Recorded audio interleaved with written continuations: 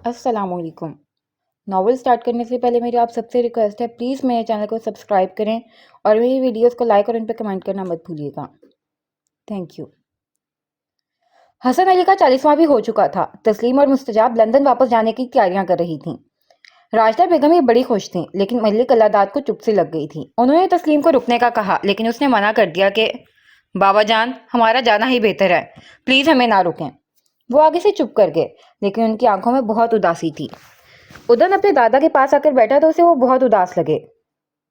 दादा जान, क्या हुआ है आपको? उसने उनके पास बैठते हुए कहा। मैं चाहता हूँ मुस्तजाब और तस्लीम यहाँ रहें, लेकिन वो मान नहीं रहीं। उन्होंने अपने माथे पर हाथ रखते हुए कहा। दादा जान, मैं आपके पास हूं ना, आप क्यों रोक रहे हैं उन्हें? जाने दें उन्हें। उसने बड़े प्यार से कहा। तुम कहाँ घर में टिकते हो? एक पाँव तुम्हारा उधर, एक शहर में और मुल्क से बाहर होता है। उन्होंने उदासी से कहा। कारोबार के सिलसिले में आना जाना तो होता ही रहता है। जब भी मैं कहीं से आता हूँ तो सबसे पहले आपके पास ही आता हूँ। वो दादा को अपनी मोहब्बत का यकीन दिला रहा था, लेकिन उनके सर पर तो अपनी पोती की मोहब्बत सवार थी। इतने में मुस्तजाब भी इधर आ गई, तो दादा ने नाराजगी से मुंह फेर लिया। मेरे डार्लिंग दादा जान मुझसे नाराज हैं? ये कह के उसने अपना सर उनके कंधे पर रख दिया, तो वो हनूस मुंह फुलाए बैठे रहे। हाँ, मैं नाराज हूँ, लेकिन तुम्हें क्या मेरी नाराजगी की परवाह है? उन्होंने उसका सर नरमी से हटाया। दादा जान, मेरी जॉब उधर है, मैं इधर कैसे रह सकती हूँ? उसने उनके बूढ़े हाथ पर अपना हाथ रखा। बेटा, मैं बस यही चाहता हूँ कि तुम मेरी नजरों के सामने रहो, उन्होंने बेबसी से कहा। ठीक है, फिर आप हमारे साथ चलें। उसने हल पेश किया तो उदन हैदर के माथे पर बल पड़े। वो क्यों जाएंगे आपके साथ? वो इधर हमारे साथ ही रहेंगे। उसने हल्के से गुस्से से कहा तो वो भी उससे घूरने लगी। मैं आपसे बात नहीं कर रही, उसने भवें काकर कहा। मलिक अल्लादाद उनके नोक झोंक पर मुस्कुरा दिए। दादा जान, समझा ले अपनी पोती को, तमीज से बात किया करे मेरे साथ। वो उसे सख्त सख्त सुनाने तो लगा था, लेकिन दादा की वजह से इतना ही कह सका। अदन, छोड़ दो, बच्ची है, उन्होंने उदन को देखकर कहा। ये बच्ची है? उसने बच्ची पर ज्यादा जोर देकर कहा तो मुस्तजाब को तो गोया पतंगे ही लग गए। तो क्या है, बच्ची ही तो हूं मैं, आपसे तो 10 साल छोटी ही होंगी। उसने उदन को जिद करने में कोई कसर नहीं छोड़ी थी। नहीं, 10 साल नहीं, बल्कि पूरे 27 साल आप मुझसे छोटी हैं। अभी तो इस बच्ची ने आंख खोली है। उसने भी अपने दिल की भड़ास निकाली तो वो गुस्से से कुछ कहने ही लगी थी कि दादा जान ने रोक दिया। बस करो, तुम दोनों मेरे लिए बच्चे ही हो, अब बहस करना बंद कर दो, बच्चों की तरह लड़ रहे हो। मुस्तजाब बेटा, तुम लोग रुक जाओ। तस्लीम जो अपने ससुर की तरह सुन रही थी, उसे पता था कि मुस्तजाब में वो अली हसन को देखते हैं, इसलिए वो ज्यादा जज्बाती हो रहे थे। तस्लीम, आप लोग अब नहीं जा रहे, इद्दत पहले गुजर लेने दो, फिर जाने का फैसला करना। उनके लहजे में रोब भी था और बेबसी भी थी। मुस्तजाब को पता था वो हार्ट पेशेंट है, ज्यादा टेंशन से उनकी जान को भी खतरा हो सकता है। ठीक है दादा जान, आपके लिए, वरना तो दूसरे सारे लोग मुझे जहर लगते हैं। उसने पहले प्यार भरी नजर दादा पर और नागवार निगाह उदन पर डाली थी। मलिक अल्लादाद को ऐसा लगा जैसे उनको नई जिंदगी की नवीद मिल गई है। उन्होंने खुश होकर उसे गले से लगा लिया। तस्लीम भी चुप कर गई थी, क्योंकि उसके पता था कि मुस्तजाब दादा से बहुत अटैच हो चुकी है। ठीक है दादा जान, आप अब आराम करें, फिर शाम को मिलते हैं। ये कहकर वो कमरे से बाहर निकल गई। उदन उसके पीछे पीछे बाहर आया और आकर उसके रास्ते में खड़ा हो गया। अगर दूसरे तुम्हें जहर लगते हैं तो तुम मुझे जहर से भी बदतर लगती हो। ये तो दादा जान की वजह से मैं बर्दाश्त कर रहा हूँ, वरना तुम्हारी जैसी बददिमाग लड़की को तो मैं अपनी नौकरानी भी ना रखूं। उदन ये कहकर उसे आग ही लगा दी। तुम बिल्कुल अपने माँ बाप की तरह हो, लानत भेजती हूँ मैं तुम पर। और आगे मैं कुछ कहना ही नहीं चाहती, अक्लमंद हो इसलिए समझ गए होगे। और यहाँ पर इंसानुमा जानवर बसते हैं, जिनको इंसानों का कोई एहसास ही नहीं है। उदन साहब, जितना ये घर आपका है ना, उतना ही मेरा घर है। ये अलग बात है कि हम लोगों ने कभी गरीबों का खून चूसकर अय्याशी नहीं की। वो नफरत से कहकर उसे आग बगोला करके अपने कमरे में चली गई, जबकि वो पीछे अपनी मुट्ठियां भींचता रह गया। अब अगला सीन। जायशा ने सारे दफ्तर का जायजा लिया और अपने प्रोग्राम के सिलसिले में हमदानी से डिस्कस किया। उसके ख्यालात से हमदानी ने इत्तफाक किया था। अमला भी उसको काफी अच्छा लगा। सर, मैं प्रोग्राम करते हुए अपना स्कार्फ नहीं उतारूंगी, उसने न्यूज एंकर्स को रंग बिरंगे और मॉडर्न कपड़े पहने हुए देखकर कहा। ٹھیک ہے، جیسی آپ کی مرضی، ہم آپ کو فورس نہیں کریں گے۔ ہمدانی نے نرمی سے کہا، سر میں کوشش کروں گی کہ لوگوں کے ان کے علاقوں میں بیٹھ کے پروگرام کر کے مسائل حکومتی ایوانوں تک پہنچاؤں، نہ کہ اے سی والے کمرے میں بیٹھ کر دوسرے اینکرز کی طرح پروگرام کروں۔ جائشہ نے اپنے اسٹوڈیو کا جائزہ لیتے ہوئے کہا، اس میں زیادہ محنت درکار ہے، لیکن ہم آپ کو سپورٹ کریں گے۔ ہمدانی نے پرعزم لہجے میں کہا، آج کا سارا دن بہت مصروف گزرا تھا۔ وہ تھک کر گھر لوٹی تو اماں بے صبری سے اس کا انتظار کر رہی تھیں، کیونکہ اس نے فون پر ہی اپنے نوکری کے بارے میں بتا دیا تھا۔ یہ بس آپ کی دعاؤں کا اثر ہے۔ یہ کہہ کر وہ اپنی ماں کے گلے لگ گئی۔ انہوں نے اس کی پیشانی پر بوسہ دیا۔ بیٹا، ماں تو ہر لمحے اپنی اولاد کے لیے بس دعا ہی کرتی ہے، لیکن یہ تمہاری ہمت اور حوصلے کا بھی نتیجہ ہے۔ اچھا بیٹا، تم فریش ہو جاؤ، میں تمہارے لیے کھانا لگاتی ہوں۔ یہ کہہ کر وہ کچن کی طرف جانے لگی تو اس نے منع کر دیا۔ ادھر لیٹ کھانا کھایا تھا، ابھی بھوک نہیں ہے، میں ذرا وضو کر کے شکرانے کے نوافل ادا کر لوں۔ یہ کہہ کر وہ وضو کرنے واش روم میں چلی گئی۔ اب اگلا سین۔ سفیان کی حالت دیکھ کر چودھری خالد بڑا چنبے کا شکار ہوا۔ سفیان، کون تھے وہ، اور مجھے جھوٹ مت بولنا۔ خالد نے اپنے ہاتھ کمر پر باندھتے ہوئے کہا، سر آپ سے میں جھوٹ بولنا بھی نہیں چاہتا، ہماری امپلائے جائشہ۔ یہ کہتے ہوئے اس نے نظریں جھکا دیں۔ کیا جائشہ؟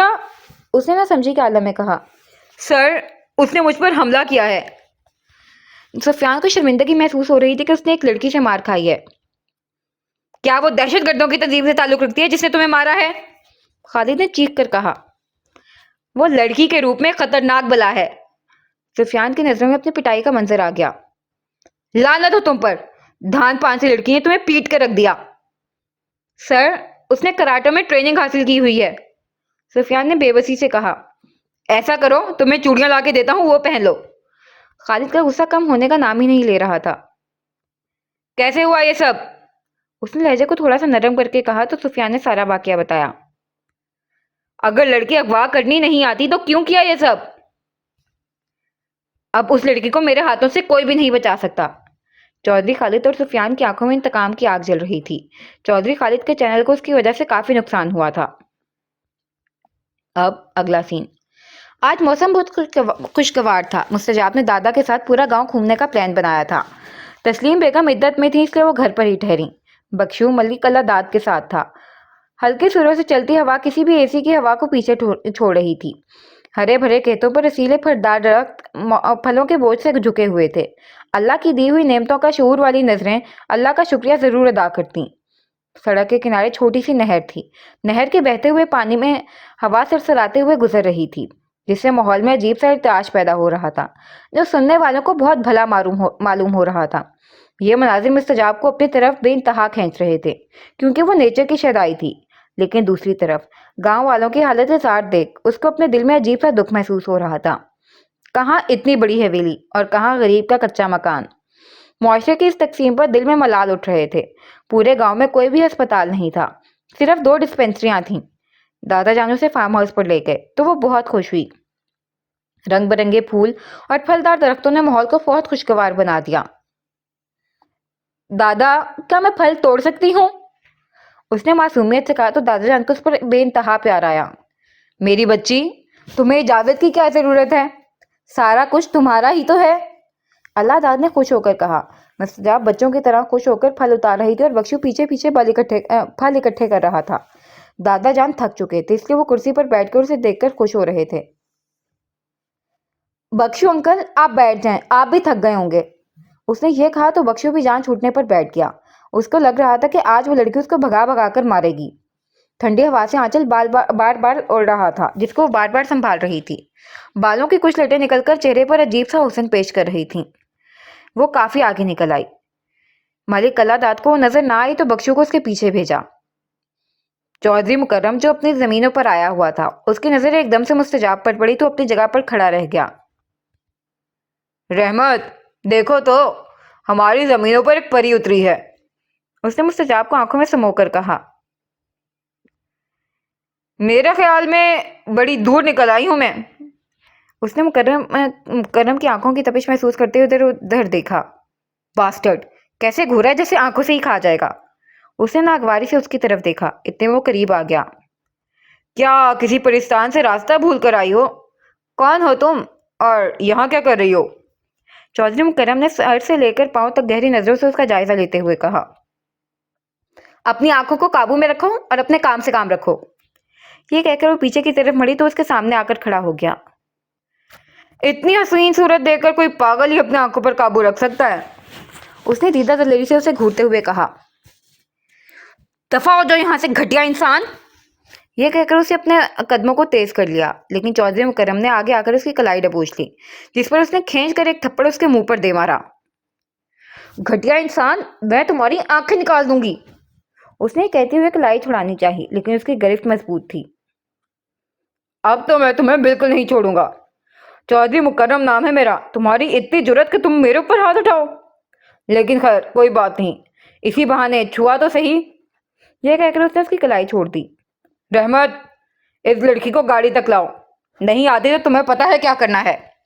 मुकर्रम ने मकरूम मुस्कुराहट से कहा। तुम सजाब के औसान खता हुए, क्योंकि बड़ी बड़ी मूछों वाला देओनुमा रहमत उसकी तरफ बढ़ा तो उसका अपना सर अब चकराता हुआ महसूस हुआ। अगर जान की परवाह है तो लड़की को हाथ मत लगाना, नहीं तो उधर ही ठोक दूंगा। अपने पीछे आती आवाज ने गोया उसे नई जिंदगी दे दी। अब अगला सीन। उसने पीछे मुड़कर देखा तो बख्शू अपने रिवॉल्वर का रुख रहमत की तरफ किए हुए था।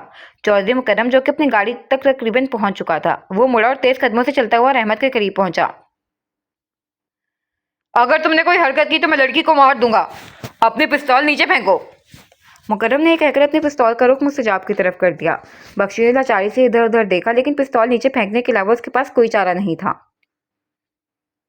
तुम सोच भी नहीं सकते तो तुम क्या कर रहे हो? लड़की को छोड़ो इसे, ये मलिक अल्लाह दाद की पोती है, वो तुम्हें कभी भी नहीं छोड़ेंगे, बख्शू ने घुर्रा कर कहा। अच्छा, तो ये मलिक अल्लाह दाद की पोती है? मलिक अल्लाह दाद के पोते ने मेरे गांव से एक लड़की उठाई थी, अब बदले में मैं इसको लेकर जा रहा हूँ, उसने मुस्तजाब की तरफ इशारा करते हुए कहा। उसने ये कहा तो मुस्तजाब को अपनी रूह निकलती हुई महसूस हुई। चलो लड़की, उसने ये कहकर मुस्तजाब का बाजू पकड़ा। यू बास्टर्ड, छोड़ो मुझे, उसने मुजाहिमत की लेकिन बेकार की, क्योंकि उसकी गिरफ्त मजबूत थी। वो मुस्तजाब को घसीटता हुआ लेकर जा रहा था। उधर बख्शू बेबस खड़ा था। रहमत, अपने पिस्तौल का रुख पीछे की तरफ ही रखो, अगर उसने मुजाहिमत की उसी की टांग पर गोली मार देना, उसने बख्शू को देखकर रहमत को कहा। उसने मुस्तजाब को फेंकने के अंदाज में गाड़ी में बिठाया और खुद ड्राइविंग सीट पर आ बैठा और किसी को फोन मिलाने लगा। लकी, मैं गांव की हदूद में हूँ, मुझे कुछ बंदों की जरूरत है, बड़ी तगड़ी आसामी हाथ लगी है।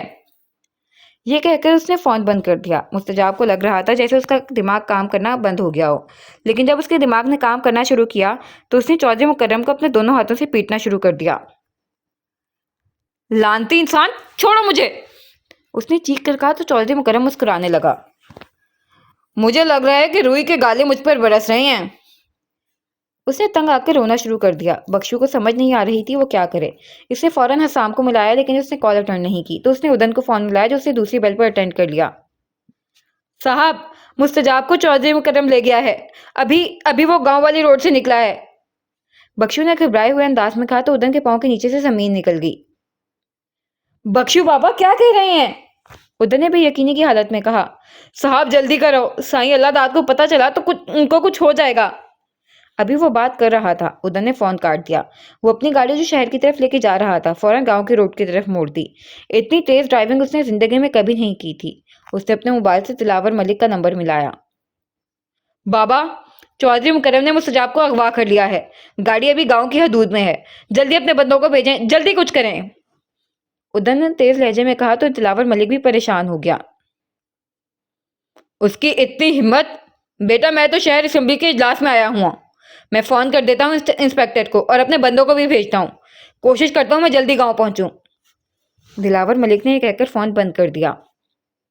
बख्शू को कुछ समझ नहीं आ रही थी कि वो मलिक अल्लाह दाद को क्या बताए, लेकिन उसको पूरी उम्मीद थी कि मुस्तजाब को जल्द अज जल्द बाजियाब करवा लिया जाएगा। उसने मलिक अल्लाह दाद को बताया कि मुस्तजाब उदन साहब की गाड़ी में बैठकर चली गई है, जिसमें मलिक अल्लाह दाद को अजीब सा महसूस हुआ, क्योंकि वो दोनों का आपस में चिढ़ना जानते थे। बख्शू, मुझे हवेली वापस लेकर चलो, मेरा दिल बहुत घबरा रहा है, उन्होंने अपनी चिड़ी के आसरे खड़े होते हुए कहा। इतने में बख्शू के मोबाइल पर उदन का फोन आया तो फोन लेकर साइड पर हो गया। बख्शू बाबा, आपने गाड़ी का नंबर नोट किया? उदन ने परेशान लहजे में कहा तो बख्शू को अपनी कमअक्ली पर रोना आया, क्योंकि उसने गाड़ी का नंबर नोट नहीं किया था। साहब, नंबर तो नोट नहीं किया, लेकिन गाड़ी का रंग सफेद था, उसने शर्मिंदा होते हुए कहा। ठीक है, ये कहकर उसने फोन बंद कर दिया। दो गांव को मिलाने वाली एक ही शाहराह थी। जो भी गाड़ी आती इस रोड से जरूर गुजरती। मतला अबार आलूद और किसी भी वक्त बारिश हो सकती थी। उधर ने गाड़ी को एक साइड पर खड़ा कर दिया, खुद बाहर निकल कर खड़ा हो गया। जो भी सफेद रंग की गाड़ी आती तो उसके बिल्कुल सामने खड़ा हो जाता। कितनी ही गाड़ियां आई और गुजर गईं। उदन को बड़ी मायूसी हुई। उसने हसाम को भी जल्दी पहुंचने का कहा था। पुलिस को भी इत्तला मिल चुकी थी। पुलिस ने नाके लगाना शुरू कर दिए थे। दूर से एक सफेद रंग की गाड़ी आती हुई दिखाई दी तो वो सड़क के बीचों बीच आकर खड़ा हो गया, लेकिन गाड़ी ना रुकी। तो वो तकरीबन उसके पास से गुजरती हुई चली गई। अगर वो साइड पर ना होता तो गाड़ी उसके ऊपर चढ़ जाती। उसने बिजली की तेजी से अपनी गाड़ी स्टार्ट कर उसकी गाड़ी के पीछे लगा दी। वो फुल स्पीड पर गाड़ी चला रहा था। उसने गाड़ी सफेद गाड़ी के बिल्कुल सामने खड़ी करके ब्रेक लगा दी। गाड़ी उसने रोड पर तिरछी करके खड़ी की ताकि गाड़ी को निकलने का रास्ता न मिल सके। वो जल्दी से गाड़ी से बाहर निकला और चौधरी मुकर्रम को देखकर उसे अपने ऊपर काबू पाना मुश्किल हो गया। अगर अपनी खैरियत चाहते हो तो गाड़ी से फौरन बाहर निकलो, उसने तकरीबन चीखते हुए कहा। देखो, मुझे जाने दो। अगर कोई होशियारी करने की कोशिश की तो अपनी जान से हाथ धो बैठोगे। चौधरी मुकर्रम ने भी जवाबन धमकी लगाई। बेगैरत, गाड़ी से बाहर निकलकर बात कर, वो कहता हुआ उसकी गाड़ी के बिल्कुल करीब जाकर खड़ा हुआ। चौधरी मुकर्रम ने अपनी गन उठाई ही थी कि उदन ने अपनी पिस्टल की पिछली साइड को गाड़ी के शीशे पर दे मारा। ऐसा करने से शीशा टूट गया। उसकी कड़चियां चौधरी मुकर्रम के ऊपर गिरी थीं। कुछ मुस्तजाब के ऊपर भी गिरी थीं। मुस्तजाब को समझ नहीं आ रहा था वो इस सिचुएशन में क्या करे। उसको अपना दिल बैठता हुआ महसूस हुआ। मुकर्रम संभल कर अपनी पिस्टल उठाने ही लगा था कि उदन ने गाड़ी के अंदर हाथ डालकर उसको बालों से पकड़ लिया। उसके सर को जहां पर किरचा गिरी हुई थी जोर जोर से मारा। उसके रिवॉल्वर वाले हाथ पर अपनी गन की पिछली साइड जोर से दे मारी, जिसकी वजह से वो कर्राह कर रह गया। निकल बाहर, ये कहते उसने गाड़ी का दरवाजा खोला और उसको घसीट कर बाहर निकाला। अब मुकर्रम और उदन में हाथापाई शुरू हो चुकी थी। मौके से फायदा उठाते हुए मुस्तैब जल्दी से गाड़ी से बाहर निकली। उदन ने मुकर्रम की खूब पिटाई की थी। जवाब मुकर्रम ने भी उदन पर खूब वार किए थे। उदन को भी 2-3 चोट लगी थी, लेकिन मुकर्रम लहू लहान हो चुका था। इतने में एक गाड़ी उनके पास आकर रुकी, जिसमें से 5 देव हैकल नुमा आदमी क्लाचन कोफ समेत निकले। उदन समझा कि वो आदमी उनके हैं। उठाओ इसको, हवेली लेकर चलो, ये कहकर वो मुड़ा था कि उसको हंसने की आवाज आई। हम चौधरी मुकर्रम को तो लेकर ही जाएंगे, लेकिन तुम्हारी इस हसीना समेत। उनमें से एक आदमी ने यह कहा तो उदन को अपना सर घूमता हुआ महसूस हुआ। वो मुस्तजाब की तरफ बढ़ने लगे, जिसने डर के उदन की पीठ पीछे पनाह ले ली थी। अपने कदमों को वहीं रोक लो, उदन ने चीख कर कहा तो सब कहके लगाने लगे। एक आदमी ने चौधरी मुकर्रम को उठाया और गाड़ी में बिठाकर ले गया। 4 आदमियों ने उदन और मुस्तजाब को अपने घेरे में ले लिया। उदन को इस वक्त कुछ समझ नहीं आ रहा था कि वो क्या करे, क्योंकि वो अगर अकेला होता तो उनसे निमट लेता, लेकिन उसके साथ मुस्तजाब थी जो कि बेहद घबराई हुई थी। उनमें से एक आदमी मुस्तजाब को पकड़ने लगा तो वो बेहोश होकर उदन की बाहों में झूल गई। देखो, हमें जाने दो। जितनी रकम तुम लोगों को चाहिए मैं देने के लिए तैयार हूँ। उदन मुस्तजाब की वजह से मुफाहमती रवैया अपनाने पर मजबूर हो गया। अगर हमने तुमसे रकम लेकर तुम्हें छोड़ दिया तो चौधरी मुकर्रम के हाथों से हमें कोई भी नहीं बचा सकेगा। इसलिए लड़की हमारे हवाले करो और तुम अपनी राह लो। हम 2 बड़ों की दुश्मनी में पिसना नहीं चाहते, उनमें से एक आदमी ने कहा। देखो अब मैं तुम्हें कैसे पीसता हूँ। हसाम जो अपने 10-12 बंदे लेकर वहां पहुंच चुका था, उसने अपने आदमी को इशारा किया तो उन्होंने मुकर्रम के आदमियों की टांगों पर गोलियां बरसा दी, जिसकी वजह से वो लम्हों में जमीन बोस हो चुके थे। उदय ने सूरत हाल का फायदा उठाते हुए मुस्तजाब को उठाकर अपनी गाड़ी में बिठाया और खुद ड्राइविंग सीट पर आ बैठा। अब अगला सीन। जायशा ने अपने प्रोग्राम पर काम शुरू कर दिया था। अपने प्रोग्राम का नाम उसने हलफ से वफादारी रखा। इस पर सबको ताजुब हुआ, क्योंकि बड़ा मुख्तलिफ किस्म का नाम था। वो सारा दिन शहर के मुख्तलिफ इलाकों का दौरा करती रही। उसको एक ऐसा इलाका मिल गया जहाँ पर मसाइल ही मसाइल थे। पीने का साफ पानी बिल्कुल नहीं था, और ना सीवरेज का सिस्टम तो सिरे से ठीक नहीं था। गंदी नालियां जगह जगह से टूटी हुई थीं। उसने इस हल्के के मसाइल को पूरी तरह हाईलाइट किया। इस हल्के से अनायत खान ने इलेक्शन जीता था, लेकिन जीतने के बाद तो उसने इस इलाके को मुड़कर देखना भी गवारा नहीं किया था। जी नाज़रीन, मैंने इस हल्के के मसाइल आपको कैमरे की आंखों से दिखाए। अनायत खान जो इस हल्के से मुंतखब हुए थे, उन्होंने यहाँ आकर बहुत ज़्यादा वादे किए थे, लेकिन उनमें से एक भी वफा ना हो सका। ہم چاہتے ہیں کہ وہ ہمارے پروگرام میں شامل ہو کر ہمارے سوالوں کے جواب دیں کہ انہوں نے اپنے حلف کے ساتھ کتنی وفاداری کی ہے۔ جائشہ علی کو اجازت دیجیے، کل پھر ملاقات ہوتی ہے، اللہ حافظ۔ جائشہ علی اپنے پہلے ہی پروگرام کا اثر چھوڑ چکی تھی، اس کے بولنے کا انداز بھی کمال کا تھا، وہ ایک منجھی ہوئی اینکر لگ رہی تھی۔ رضا بخاری نے بھی اپنی مصروفیت ترک کر کے اس کا پروگرام دیکھا تھا۔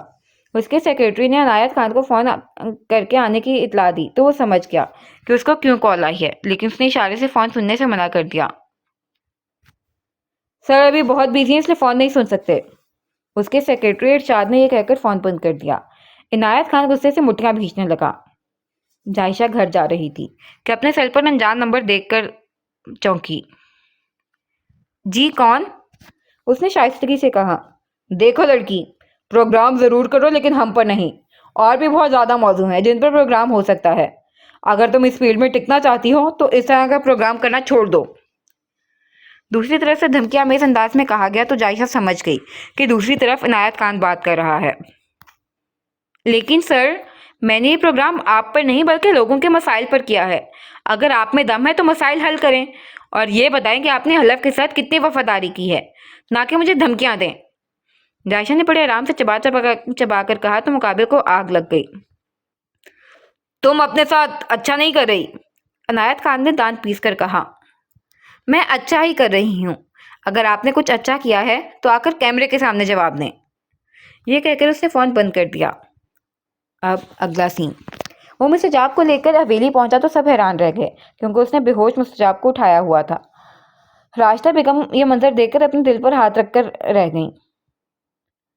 کوئی نوٹنکی کی ہوئی ہے، میرے بیٹے کے قریب آنے کے بہانے ہیں اور کچھ نہیں، وہ بڑبڑا کر رہ گئیں۔ حویلی کی ملازمائیں کانوں میں سرگوشیاں کر رہی تھیں۔ ادھر نے مستجاب کو اس کے کمرے میں لٹا دیا۔ تسلیم آنٹی کو بلاؤ، اس نے ایک ملازمہ کو کہا۔ اتنے میں ڈاکٹر بھی آ چکا تھا جس کو ادھر نے راستے میں فون کر دیا تھا۔ تسلیم جو کہ نماز پڑھ رہی تھی مستجاب کو دیکھ کر دھک سے رہ گئی۔ کیا ہوا ہے میری بچی کو؟ وہ گھبرا کے اس کے قریب آیا اور اس کے ماتھے پر ہاتھ رکھا۔ ڈاکٹر نے مستجاب کا بی پی چیک کیا تو جو بہت زیادہ لو تھا۔ ان کو پانی میں نمک ڈال کر پلائیں، یہ کہہ کر اور ضروری ہدایات دے کر ڈاکٹر چلا گیا۔ راشدہ جو پیچھے پیچھے آ رہی تھی ادھر کے چہرے پر چوٹ اور خون کے نشانات دیکھ کر واویلا کرنے لگی۔ کیا ہوا ہے میرے بچے، تمہیں چوٹیں کیسی لگیں؟ راشدہ نے ادھر کا چہرہ پکڑ کر کہا تو تسلیم نے بھی ادھر کو تشویش سے دیکھا۔ کچھ لوگوں نے مستجاب کو اغوا کر لیا تھا، تھینک گاڈ میں موقع پر پہنچ گیا، اسے کچھ نہیں ہوا، بس ذرا سٹریس کی وجہ سے بے ہوش ہو گئی ہے۔ ہائے میرے خدایا، یہ سب کیسے ہوا؟ راشدہ نے پریشانی سے پوچھا۔ اتنے میں ملازمہ پانی لے کر آئے تو تسلیم نے پانی کے کچھ قطرے مستجاب کے منہ پر مارے تو تھوڑا سا قسمت آئی۔ اگر تمہیں کچھ ہو جاتا تو؟ راشدہ نے غصے سے ادن کو دیکھا۔ کچھ نہیں ہوتا اماں، پریشان کیوں ہوتی ہیں؟ ادن نے ماں کی طرف دیکھ کر نرمی سے کہا۔ اتنے میں ملک اللہ داد بھی حویلی پہنچ گئے تھے۔ ان کو جب پتا چلا تو وہ غصے سے مٹھیاں بھینچنے لگے۔ ان کا بس نہیں چل رہا تھا مکرم کا قیمہ بنا دیں۔ ادن، جیسے بھی ہو مکرم مجھے حویلی میں چاہیے۔ وہ چھڑی پکڑے پورے کمرے میں چکر کاٹ رہے تھے۔ ابا جان، پہلے ہی میرا بیٹا بال بال بچا ہے، اب پتہ نہیں کیا بات ہوئی ہوگی کہ وہ کلموہا مکرم اسے اٹھا کر لے گیا۔ آپ کو پتہ ہے نا وہ کتنا خطرناک ہے، اس نے کتنے قتل کیے ہوئے ہیں؟ راشدہ بیگم نے مستجاب کو مشکوک انداز میں دیکھتے ہوئے کہا۔ راشدہ، اپنی زبان کو لگام دو، نہیں تو میں یہ بھول جاؤں گا کہ تم میری بہو ہو، جاؤ یہاں سے۔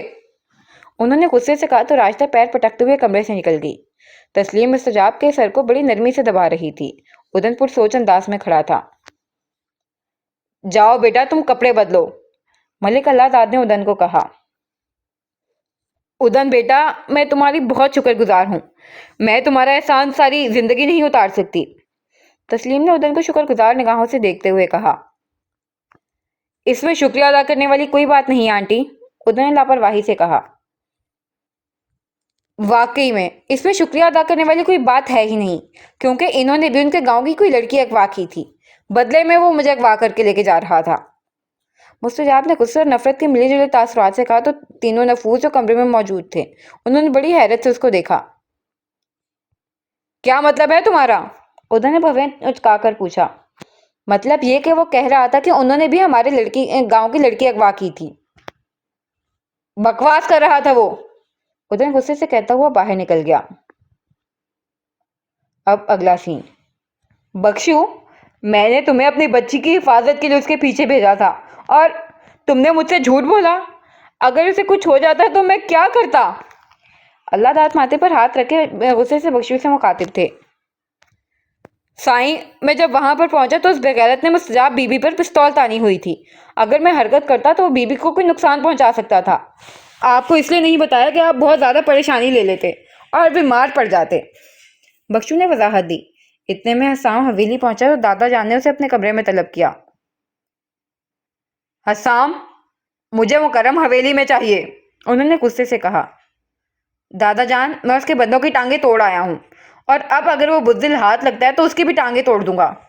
سنا ہے بڑی چوٹیں لگی ہیں اسے، ذرا ٹھیک ہو جانے دیں پھر میں اسے نپٹ لوں گا، حسام نے ان کو دیکھتے ہوئے کہا۔ حسام، کیا تم نے ان کے گاؤں کی کوئی لڑکی اغوا کی تھی؟ اللہ داد نے بڑی جانچتی ہوئی نظروں سے اسے دیکھ کر کہا۔ انہیں پتا تھا کہ ادن ایسی حرکت نہیں کر سکتا، لیکن حسام کی حرکتیں مشکوک تھیں۔ دادا جان، آپ اپنے پوتے پر یقین نہیں کرتے، میں کبھی بھی ایسا کام نہیں کر سکتا۔ وہ ان کی بات سن کر ایک لمحے کو گڑبڑا کر رہ گیا۔ یاد رکھنا، اگر کوئی ایسی بات ہوئی تو تمہیں بڑی سخت سزا ملے گی، انہوں نے غصے سے کہا تو حسام نے پہلو بدل کر ان کو دیکھا۔ اب اگلا سین۔ یہ لڑکی اپنے آپ کو پتہ نہیں کیا سمجھتی ہے اور ہم لوگوں کو اس قدر برا سمجھتی ہے۔ ادن سونے کے لیے لیٹا تو سارے واقعات اس کے ذہن میں آنے لگے، بجائے شکر گزار ہونے کے وہ مزید سیخ پا ہو رہی تھی۔ ادن کو رہ رہ کر مستجاب پر غصہ آ رہا تھا۔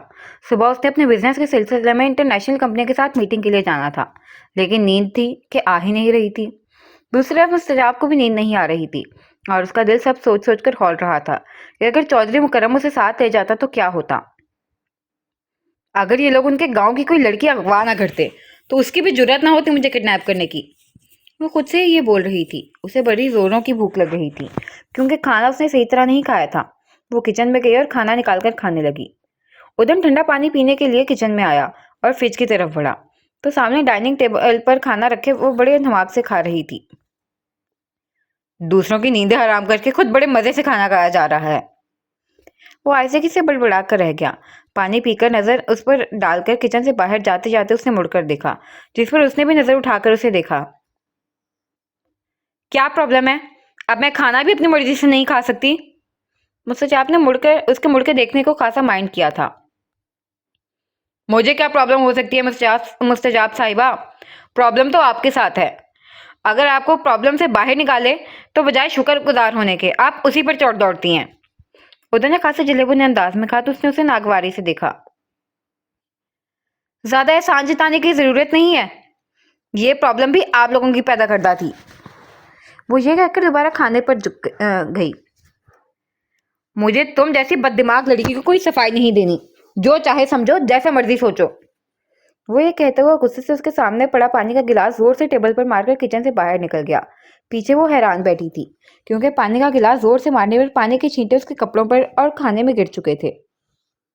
جاہل، جنگلی انسان، وہ یہ کہتی ہوئی وہاں سے اٹھ گئی۔ اب اگلا سین۔ جائشہ کا دوسرا پروگرام بھی عنایت خان کے حلقے کے مسائل کے اوپر تھا۔ اس کے پروگرام کے کلپس سوشل میڈیا پر وائرل ہو رہے تھے۔ رضا بخاری نے ایک سیف ایریا میں اس کے لیے فلیٹ کا بندوبست کر دیا تھا۔ چابی بھی اسے مل چکی تھی لیکن ابھی وہ شفٹ نہیں ہوئی تھی۔ فردوس بیگم بھی بڑی خوش تھی کہ اس کی بیٹی صحافت کے شعبے میں کامیابی سے قدم رکھ چکی ہے۔ وہ دفتر سے باہر نکلی تو دو آدمیوں کو مسلسل اپنے پیچھے آتے ہوئے پایا۔ اس نے ڈرائیور کو گاڑی روکنے کا اشارہ کیا۔ گاڑی رکی تو موٹر سائیکل پر سوار جو دو آدمی آ رہے تھے وہ بھی رک گئے۔ مدثر، گاڑی پیچھے موڑو، جدھر دو موٹر سائیکل سوار کھڑے ہیں بالکل قریب کھڑی کرو۔ اس نے ڈرائیور کو ہدایت دی تو وہ پریشان ہو گیا۔ میڈم، یہ بات بہت خطرناک بھی ثابت ہو سکتی ہے، اس نے ہچکچاتے ہوئے کہا۔ کچھ بھی خطرناک نہیں ہوتا جب تک آپ کا ذہن اس کو خطرناک نہ بنا دے، اس نے ڈرائیور کو مخاطب کرتے ہوئے نرمی سے کہا۔ ڈرائیور نے گاڑی پیچھے کی اور بالکل موٹر سائیکلوں سواروں کے ساتھ کھڑی کر دی، جس کی وجہ سے وہ اپنی جگہ پر اچھل پڑے۔ بھائی صاحب، اگر آپ میرے گھر کے ایڈریس معلوم کرنا چاہتے ہیں تو مجھ سے بات کر کے لے لیں، میرا پیچھا کیوں کر رہے ہیں؟ جائشہ نے بڑے طنزیہ انداز سے کہا تو دونوں آدمی منہ کھول کر اس کو دیکھنے لگے۔ آپ کو غلط فہمی ہوئی ہے، ہم آپ کا پیچھا نہیں کر رہے، پیچھے بیٹھے آدمی نے کہا تو جائشہ نے گھور کر اسے دیکھا۔ پھر آپ کدھر جا رہے ہیں بتانا پسند کریں گے؟ جائشہ نے بڑے تحمل سے پوچھا۔ آپ کو کیوں بتائیں؟ ان میں سے ایک نے کہا تو جائشہ فوراً گاڑی سے نکلی۔ آپ لوگوں کو شاید میرا پتہ نہیں، بتا دیتی ہوں میں آپ کو۔ یہ کہہ کر اس نے ایک گھونسا پیچھے بیٹھے آدمی کے منہ پر دے مارا اور دوسرا گھونسا آگے بیٹھے آدمی کے منہ پر دے مارا۔ اپنے مالک سے کہنا کہ اگر ہمت ہے تو میرے سامنے آ کر میرے سوالوں کا جواب دے۔ اگر اس نے میرے ساتھ کوئی گھٹیا حرکت کرنے کی کوشش کی تو میڈیا میں ایسا ذلیل کروں گی کہ الیکشن لڑنے کے بھی قابل نہیں رہے گا۔ وہ غصے سے کہتی ہوئی گاڑی میں آ بیٹھی۔ اور ہاں، ایک آخری بات، اب اگر میرا پیچھا کرنے کی کوشش کی تو ٹانگیں توڑ دوں گی۔ چلو مدثر، اس نے ڈرائیور سے کہا تو اس نے گاڑی آگے بڑھا دی۔ اب اگلا سین۔ رانی کے بیٹے کو شہر کے ہسپتال سے ڈسچارج کر دیا گیا تھا۔ وہ حویلی کام پر واپس لوٹ آئی تھی، لیکن راشدہ کا رویہ اس کے ساتھ بہت خراب تھا۔ مستجاب نے جب اس کو کام کرتے دیکھا تو وہ بہت حیران ہوئی۔ آپ کا بیٹا ٹھیک ہو گیا؟ اس نے رانی کے پاس آ کر پوچھا۔ پہلے سے کافی بہتر ہے جی، رانی نے متشکرانہ نگاہوں سے اسے دیکھتے ہوئے کہا۔ آپ کو میں نے بولا تھا کہ جب تک آپ کا بیٹا مکمل طور پر ٹھیک نہیں ہو جاتا آپ حویلی مت آئیں، تو پھر کیوں آئیں؟ مستجاب نے غصے سے پوچھا۔ بی بی جی، کام نہیں کریں گے تو کھائیں گے کہاں سے؟ اس نے لاچاری سے کہا تو مستجاب کے دل کو کچھ ہوا۔ اس نے رانی کے اوپر سوچ انداز میں دیکھا۔ میرے ساتھ ذرا میرے کمرے تک آئیں۔ اس کا ہاتھ پکڑ کر اس کو اپنے کمرے میں لے گئی۔ اس نے اپنے الماری سے 20,000 روپے نکال کر اس کو دے دیے۔ یہ لو، فی الحال میں آپ کی اتنی ہی مدد کر سکتی ہوں۔ جتنی دیر تک آپ کا بچہ بیمار ہے میں آپ کی مدد کرتی رہوں گی، جب تک آپ کا بچہ مکمل طور پر صحت یاب نہیں ہو جاتا۔ آپ حویلی میں مت آئیں۔ یہ کہہ کے اس نے رانی کو اس کے گھر بھیج دیا۔ وہ ادھر کے لوگوں کی غربت کے بارے میں سوچ سوچ کے پریشان ہوتی رہتی تھی۔ موبائل کی بیل نے اسے سوچوں کے بھنور سے نکالا۔ السلام علیکم ڈاکٹر صاحبہ، کیا حال ہے؟ ٹھیک ہیں؟ دوسری طرف عمیر تھا۔ میں ٹھیک ہوں، تم سناؤ کیسے ہو؟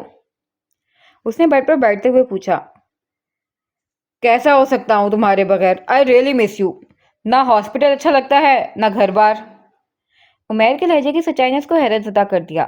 اتنا تو اسے پتا تھا کہ وہ اسے پسند کرتا ہے، لیکن ایسا کھلا اظہار اس نے پہلی دفعہ کیا تھا، کیونکہ وہ دونوں ہی بڑے پروفیشنل تھے۔ لگتا ہے عمیر آج تم اپنے حواسوں میں نہیں ہو، اس نے مسکراتے ہوئے کہا۔ حواسوں میں ہی ہوں بی بی، پر دل پر اختیار نہیں رہا۔ آخر ہوں تو ایک انسان ہی نا، جذبات بھی رکھتا ہوں اور احساسات بھی رکھتا ہوں۔ اگر انکل کی ڈیتھ نہ ہوئی ہوتی تو اب تک انگیجمنٹ رنگ تمہیں پہنا چکا ہوتا۔ اپنی بات کہہ کر وہ ہلکا سا مسکرایا۔ بڑی خوش فہمی ہے جناب کو، مستجاب نے تن کہا۔ خوش فہمی نہیں ہے جناب، بلکہ یقین ہے۔ میرے جیسا قابل ڈاکٹر آپ کو کہاں سے ملے گا؟ اس کے لہجے میں ایک یقین تھا۔ تمہارے بارے میں کبھی ایسا سوچا ہی نہیں ہے، مستجاب نے سادگی سے کہا۔ تو اب سوچنا شروع کر دو، عمیر نے ہلکا سا کہکا لگاتے ہوئے کہا تو وہ مسکرا دی۔ ٹھیک ہے، پھر بات کرتے ہیں، ابھی دادا جان کے پاس جا رہی ہوں، مستجاب نے کہا۔ تمہارے دادا جان سے تو مجھے جیلسی فیل ہو رہی ہے، عمیر نے برا مناتے ہوئے کہا۔ کوئی حال نہیں ہے تمہارا عمیر، ٹھیک ہے پھر بات ہوگی۔ یہ کہہ کر اس نے فون بند کر دیا اور عمیر کے بارے میں سوچنے لگ گئی، جو ہر لحاظ سے ایک اچھا انسان تھا، لیکن اس نے اس کے بارے میں کبھی اس انداز سے سوچا ہی نہیں تھا۔ اب اگلا سین۔ دلاور، مکرم کو میں بڑی سخت سزا دینا چاہتا ہوں، اس نے ہماری عزت پر ہاتھ ڈالنے کا سوچا بھی کیسے؟ ملک اللہ داد کا غصہ کم ہونے کا نام نہیں لے رہا تھا۔ ابا جان، کچھ دن تک صبر کر جائیں، میں اپنے ہاتھوں سے اس کے ہاتھ توڑوں گا، اب اسے ٹھیک ہو لینے دیں۔ ابھی وہ بات کر رہے تھے تو ادن حیدر جو ابھی شہر سے لوٹا تھا وہ بھی ادھر آ گیا۔ دادا جان، بہت بہت مبارک ہو، میری آج بہت بڑی ڈیل ہوئی ہے، اس نے دادا کے گلے لگتے ہوئے کہا تو وہ بڑے خوش ہوئے۔ دلاور ملک بھی اس بات سن کر بڑا خوش ہوا۔ مبارک ہو بیٹا، چلو سیاست میں نہ صحیح تو بزنس میں ہی میرا نام روشن کر رہے ہو، دلاور نے مسکراتے ہوئے کہا۔ بابا جان، مجھے آپ کی سیاست سے کوئی لینا دینا نہیں ہے، اور ہاں ایک بات یاد آئی، مکرم کہہ رہا تھا کہ ان کے گاؤں کی کوئی لڑکی اغوا ہوئی ہے اور وہ اغوا کا الزام ہم پر لگا رہا ہے، ادن نے صوفے پر بیٹھتے ہوئے کہا۔ ہم کیوں ایسا گھٹیا کام کریں گے؟ دلاور نے سخت لہجے میں کہا۔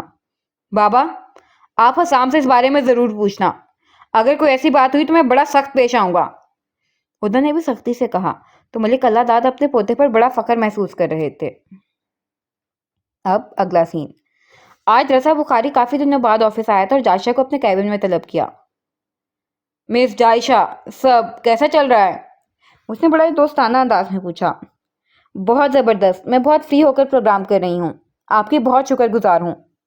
اس نے متشکرانہ نگاہوں سے اسے دیکھتے ہوئے کہا۔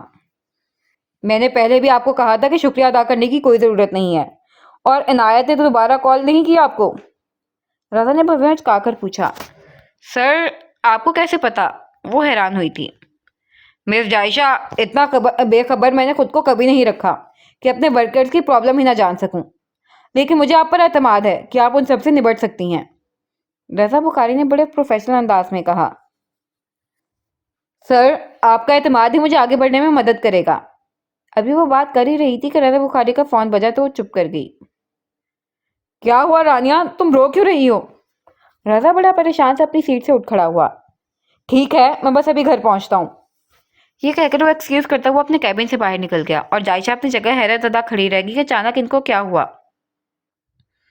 کیا ہوا جائشہ؟ اعجاز ہمدانی جب اندر آیا تو جائشہ کو بنے کھڑے دیکھ کر کہا۔ سر رضا کو اچانک کیا ہوا ہے؟ بڑی پریشانی سے آفس سے اٹھ کر گئے ہیں۔ رضا صاحب کا بیٹا سیڑھیوں سے گر گیا ہے، اس لیے وہ گھر چلے گئے ہیں۔ اوہ، زیادہ تو نہیں لگی؟ اس نے پریشانی سے کہا۔ آفس سے چھٹی ہونے کے بعد پتہ کرتا ہوں، اعجاز ہمدانی نے تشویش سے کہا۔ ٹھیک ہے سر، میں بھی آپ کے ساتھ چلوں گی، جائشہ نے کہا تو ہمدانی نے اس بات میں سر ہلا دیا۔ اب اگلا سین۔ بھائی بڑے پڑھ نکل آئے ہیں، ایک معمولی رپورٹر سے اب اینکر بنتی جا رہی ہے، چودھری خالد نے سفیان سے مخاطب ہوتے ہوئے کہا۔ سر، ابھی پرائم ٹائم میں پروگرام نہیں ہے تو پھر بھی ریٹنگ اچھی آ رہی ہے، جب پرائم ٹائم میں آئے گی تو پھر کیا ہوگا؟ سفیان تشویشناک انداز میں بولا۔ ابھی ذرا اڑنے دو، تھوڑے پرزے اور نکال لینے دو، ایک ہی دفعہ پروں کو کاٹوں گا، خالد نے اپنی داڑھی میں ہاتھ پھیرتے ہوئے کہا۔ سر، اس طرح تو وہ اور زیادہ مضبوط ہو جائے گی، سفیان نے افسوس سے سر ہلایا۔ تبھی تو شکار میں مزہ آئے گا، رضا بخاری نے میرے ساتھ ڈیل کینسل کی ہے صرف اس لڑکی کی وجہ سے، اس کو بھی تو مزہ چکھانا ہے، تم دونوں پر نظر رکھو، اور جہاں کہیں اکٹھے نظر آئیں ان کی تصویریں لو، اور مرچ مسالہ لگا کر ان کا اسکینڈل بنا دو، چودھری خالد نے مکروہ انداز میں ہنستے ہوئے کہا تو سفیان بھی اس کی بات کا مطلب سمجھ کر مسکرانے لگا۔ اب اگلا سین۔ دادا جان، میرے بابا کا کتنا حصہ ہے پراپرٹی میں؟ مستجاب نے ملک اللہ داد کو دوائی دے کر لٹایا اور ان کے سرانے بیٹھ کر پوچھنے لگی۔ بیٹا، تم کیوں پوچھ رہی ہو؟ ان کے لہجے میں حیرانگی تھی۔ میں اپنے بابا کا پورا حصہ لینا چاہتی ہوں، اس نے نرمی سے کہتے ہوئے بڑے آرام سے دھماکہ کیا تھا۔ حصہ تو علی حسن کا آدھا بنتا ہے، لیکن اس نے کبھی پلٹ کر ہی نہیں دیکھا، انہوں نے بیٹھتے ہوئے کہا۔ دادا جان لیٹے رہیں، اس نے ان کو لٹانا چاہا، لیکن ان کو ایک بے چینی نے آ گھیرا تھا کہ وہ اپنے بیٹے دلاور کو بخوبی جانتے تھے، جو دولت کی ہوس میں پورا ڈوبا ہوا تھا، وہ کیسے مستجاب کو اس کے باپ کا حق دے دیتا؟ بیٹا، سارا تو نہیں، لیکن کچھ حصہ تمہیں میں دلا دوں گا، انہوں نے ہلکی سی آواز میں کہا۔ دادا جان، مجھے اپنے بابا کا پورا حصہ چاہیے، میں کیوں ان کے پاس چھوڑوں؟ اس نے ضدی انداز میں کہا۔ بیٹا، اب میں بوڑھا ہو چکا ہوں اور میری ہڈیوں میں اس کے ساتھ لڑنے کی طاقت نہیں، میں اس کو اچھی طرح جانتا ہوں، وہ تمہیں کبھی بھی پورا حصہ نہیں دے گا، انہوں نے انکارا بھرتے ہوئے کہا۔ دادا جان، میں قانونی وارث ہوں اپنے بابا کی، اس میں کوئی پرابلم ہے ہی نہیں، اس نے گالوں پر اپنا ہاتھ رکھتے ہوئے کہا تو دادا کو اپنی پوتی پر بے انتہا پیار آیا، وہ ایسے ضد کر رہی تھی جیسے بچے بچپن میں کسی چیز کے لیے ضد کرتے ہیں۔ واقعی تم میرے حسن کی وارث ہو، جتنا ہو سکا میں تمہیں دلا کر رہوں گا، لیکن زیادہ کا وعدہ نہیں کرتا، انہوں نے اس کا چہرہ ہاتھوں میں لیتے ہوئے اسے یقین دلانا چاہا۔ اس ٹاپک پر پھر بعد میں بات ہوگی، ابھی آپ آرام کریں، وہ یہ کہہ کر اپنے کمرے میں چلی گئی، جبکہ پیچھے ملک اللہ داد گہری سوچ میں کھرکھو گئے تھے۔ اب اگلا سین۔ جائشہ اعجاز ہمدانی کے ساتھ رضا بخاری کے گھر پہنچ گئی۔ گھر تو بہت ہی خوبصورت تھا اور رضا بخاری ہمدانی کے ساتھ جائشہ کو دیکھ کر بڑا حیران ہوا تھا۔ وائٹ ٹی شرٹ اور بلیک ٹراؤزر پہنے رضا بخاری رف سے حلیے میں بھی اچھا لگ رہا تھا۔ سر آپ کا بیٹا کیسا ہے؟ اس نے بیٹھتے ہوئے پوچھا۔ شکر ہے اللہ کا، ٹھیک ہے، تیسری سیڑھی سے گرا تھا، بچت ہو گئی ہے، ہلکی سی چوٹ لگی ہے۔ وہ بات کر رہا تھا، ایک کیوٹ سا بچہ بھاگتا ہوا آیا اور رضا کی گود میں چڑھ کر بیٹھ گیا۔ جائشہ اسے دیکھتے ہی مسکرا دی۔ کیسے ہو بیٹا؟ جائشہ نے مسکراتے ہوئے کہا تو اس نے بڑے غور سے اس کا جائزہ لیا اور پھر اپنے پاپا کی طرف دیکھنے لگا۔ پاپا یہ کون ہے؟ اس نے ہاتھ کے اشارے سے کہا، کیونکہ اعجاز ہمدانی کو تو وہ جانتا تھا۔ بیٹا جانی، یہ آپ کی آنٹی ہیں، جاؤ ہاتھ ملاؤ جا کر۔ رضا نے بڑے پیار سے کہا تو اس کی گود سے اتر کر جائشہ کے پاس آیا اور اپنا ہاتھ آگے کر دیا۔ ہیلو آنی، آئی ایم حنان رجا، اس نے توتلی زبان میں کہا تو سب کا مشترکہ کہکا ڈرائنگ روم میں گونجا۔ رضا بخاری کی بیوی رانیہ جب ڈرائنگ روم میں آئیں تو جائشہ ایک لمحے کو اپنی آنکھیں جھپکنا بھول گئی۔ اتنا مکمل حسن اس نے بہت کم دیکھا تھا۔ لمبا قد، متناسب سراپا، گورا رنگ جو کہ سرخی مائل تھا، براؤن لمبے بال جو کمر پر کھلے ہوئے تھے، پنک کلر کے سوٹ میں وہ کوئی گڑیا ہی لگ رہی تھی۔ السلام علیکم، اس نے دونوں کو مشترکہ سلام کیا۔ کیسی ہیں آپ؟ اس نے جائشہ کی طرف ہاتھ بڑھایا تو اس نے بھی ہاتھ آگے کر دیا۔ ہاتھ ملا کر رضا کے پہلو میں بیٹھ گئی۔ اچھا تو یہ ہے جائشہ جس کی اس دن آپ تعریف کر رہے تھے؟ رانیہ نے یہ کہا تو وہ سب حیرانگی سے دیکھنے لگے۔ آپ سب حیران ہو رہے ہیں، میں بھی حیران ہوئی تھی، کیونکہ آج تک انہوں نے میرے علاوہ کسی کی تعریف نہیں کی کبھی، اس نے مسکراتے ہوئے وضاحت دی۔ تھینک یو سر، سر آپ کی وائف ماشاءاللہ بہت زیادہ خوبصورت ہیں، جائشہ نے بھی کھل کر تعریف کی۔ ویسے کچھ زیادہ نہیں ہو گیا؟ دو لڑکیاں ایک دوسرے کی تعریف کر رہی ہیں، ویری اسٹرینج، رضا نے مسکرا کر کہا تو سب کا مشترکہ کہہ کر بلند ہوا۔ اب اگلا سین۔ دلاور، جائیداد میں جتنا حصہ حسن کا بنتا ہے وہ تم مستجاب کے نام کر دو، ملک اللہ داد نے بڑے آرام سے کہا تو دلاور کو تو گویا آگ ہی لگ گئی۔ بابا جان آپ کیا کہہ رہے ہیں؟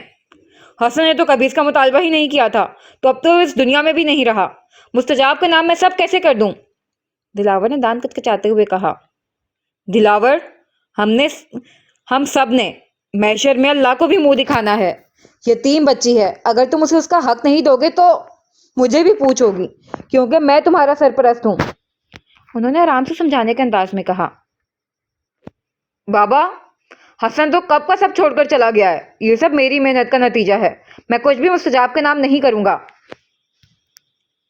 کیسے نہیں کریں گے؟ میں اپنا حق لے کر رہوں گی، چاہے مجھے کسی بھی حد تک جانا پڑے، مستجاب نے دلاور ملک کی آنکھوں میں آنکھیں ڈال کر کہا، اس کو آنکھیں نکال کر دیکھنے لگا۔ پھر ٹھیک ہے، جو کرنا ہے کر لو، وہ یہ کہتا ہوا اپنے باپ کو بھی آنکھیں دکھاتا ہوا وہاں سے چلا گیا۔ بیٹا میں بات کر تو رہا تھا، تم کیوں بیچ میں بولی؟ انہوں نے اسے رسان سے سمجھایا۔ دادا جان اب میں چپ نہیں بیٹھنے والی ہوں، اس نے پرسوچ انداز میں اپنا موقف بیان کیا تو ملک اللہ داد کچھ سوچنے لگ گئے۔ ٹھیک ہے، اس کے لیے تمہیں ایک کام کرنا پڑے گا جس سے میں جائیداد کا بڑا حصہ تمہارے نام کروا سکتا ہوں، انہوں نے بڑے غور سے اس کے چہرے کی طرف دیکھتے ہوئے کہا۔ کیا کرنا ہوگا مجھے دادا جان؟ ابھی بتائیں، میں سب کروں گی، اس نے پرجوش طریقے سے کہا۔ دادا کو اپنی پوتی کی بے صبری پر حیرانی ہوئی۔ بیٹا کل تک تو تم لندن واپس جا رہی تھی، اب ایسا کیا ہو گیا ہے کہ تم جائیداد سے حصہ لینا چاہتی ہو؟ وہ نہ سمجھنے والے انداز میں دیکھ کر اسے بولے۔ دادا جان یہ سیکرٹ ہے، میں کسی کو نہیں بتاتی، لیکن چلے آپ میرے دادا ہیں، میں آپ کو بتا دیتی ہوں، لیکن آپ کسی سے مت بولیے گا، پہلے وعدہ کریں، یہ کہہ کر اس نے اپنا ہاتھ آگے کیا جس پر دادا نے اپنی پوتی کے ہاتھ پر ہاتھ رکھ دیا۔ ٹھیک ہے نہیں بتاؤں گا، اب چلو جلدی کرو، مجھے تو بتاؤ، اب وہ بھی بے صبرے ہو رہے تھے۔ دادا جان جائیداد میں سے مجھے جو کچھ بھی ملا وہ میں اپنے بابا کے نام سے یہاں پر ایک بڑا ہسپتال تعمیر کرواؤں گی، یہ میری زندگی کا خواب ہے، اس نے ایک عزم سے کہا تو وہ بے ساختہ اپنی پوتی کی پیشانی چوم گئے۔ یہاں پر معاشرتی تقسیم دیکھ کر بڑا دل جلتا ہے آپ کی پوتی کا، اس نے بے بسی سے کہا۔ اچھا مجھے بتائیں کہ مجھے کیا کرنا ہوگا، اس نے ایکسائٹمنٹ سے پوچھا۔ انہوں نے بڑے غور سے اپنے پوتے کے چہرے کی طرف دیکھا۔ تمہیں ادن سے شادی کرنی ہوگی، الفاظ سے ایک پگھلا ہوا سیسا تھا جو مستجاب اور اندر آتی ہوئی تسلیم کے کانوں میں بڑی نرمی سے اونڈیل دیا گیا۔ دادا جان یہ آپ کیا کہہ رہے ہیں؟ مستجاب پر تو جیسے آسمان ہی گر گیا تھا ملک اللہ داد کی اس بات پر۔ بابا جان آپ کو شاید اس بات کی سنگینی کا اندازہ نہیں ہے۔ شدت ضبط سے تسلیم کا چہرہ سرخ ہو گیا تھا۔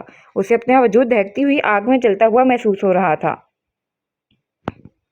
بیٹا، میں جو کچھ کہہ رہا ہوں بہت سوچ سمجھ کر کہہ رہا ہوں، ملک اللہ داد نے بڑے تحمل سے کہا۔ شاید آپ اپنے ہوش و حواس میں نہیں ہیں، تسلیم نے تلخی سے کہا۔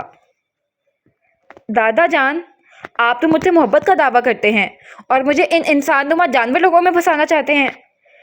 آئی ایم سوری اگر آپ کو میری بات بری لگی، وہ صدماتی کیفیت میں بولی۔ بیٹا، میں دلاور اور عصام کے بارے میں کچھ نہیں کہہ سکتا، لیکن میرا بیٹا ادن ہیرا ہے۔ ملک اللہ داد نے اپنے پوتے کی تعریف کی تو مستجاب کے دل میں انگارے لوٹنے لگے۔ بابا جان، آپ کا تو پوتا ہے، آپ کو تو ہیرا ہی لگے گا نا۔ مجھے اپنے بیٹے آپ کے اس ہیرے بیٹے کو نہیں دینی۔ تسلیم نے سختی سے ان کی بات رد کر دی، جس کی وجہ سے ملک اللہ داد شدید پریشانی میں چھڑی کے سارے کمرے میں چکر کاٹنے لگے۔ انہوں نے ایک ہنکارا بھرا۔ تسلیم، تم بات کی نزاکت نہیں سمجھ رہی۔ مستجاب جائیداد میں حسن کا پورا حصہ چاہتی ہے اور مجھے پتا ہے دلاور اسے کبھی بھی نہیں دے گا۔ اگر ادن اور اس کا نکاح ہو جاتا ہے تو یہ بڑی آسانی سے اپنی جائیداد لے سکتی ہے۔ انہوں نے گویا دلیل دے کر ان دونوں کو سمجھانا چاہا، لیکن وہ دونوں کوئی بھی بات سننے کو تیار نہ تھیں۔ بابا جان، کیا ادن کے ساتھ آپ کی اس بارے میں کوئی بات ہوئی ہے یا اس نے کوئی بات کی ہے؟ تسلیم کے دل میں شبہات ابھرے۔ نہیں بہو، ادن سے تو میں نے اس موضوع پر کوئی بات ہی نہیں کی۔ ہاں، ابھی کرنے والا تھا، انہوں نے صوفے پر بیٹھتے ہوئے کہا۔ بابا جان، آپ کا احترام اپنی جگہ، لیکن میں جائیداد کے لیے اپنے بیٹے کو جہنم میں نہیں جھونک سکتی۔ میرے پاس اس کے علاوہ اور ہے ہی کیا؟ آخر میں وہ جذباتی ہو گئی تھیں۔ اس بات پر ملک اللہ داد نے تسلیم کو دیکھا تو وہ انہیں اپنی جگہ ٹھیک ہی نظر آئیں، کیونکہ دلاور اور راشدہ کا رویہ دونوں ماں بیٹی سے اکھڑا اکھڑا سا تھا۔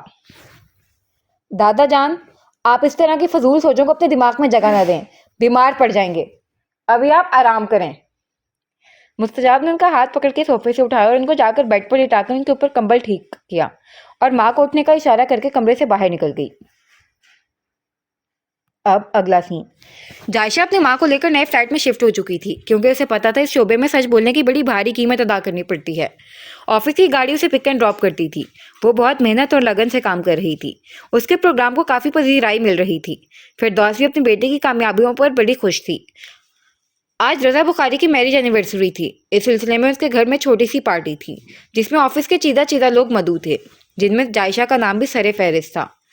گولڈن کلر کی ہلکی سے کڑھائی والے سوٹ میں لائٹ سے میک اپ میں گولڈن سٹالر لیے وہ بڑی اچھی لگ رہی تھی۔